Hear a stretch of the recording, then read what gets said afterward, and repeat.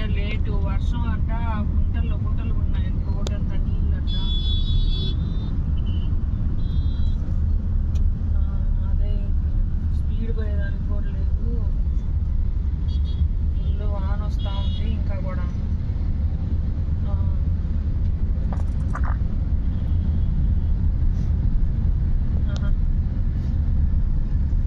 అటైతే మేము చలికి గిజగిజలాడాలి. పైన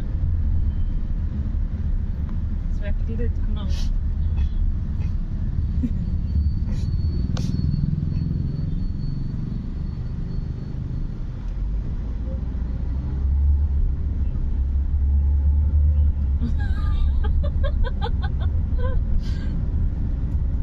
తినేస్తాడు.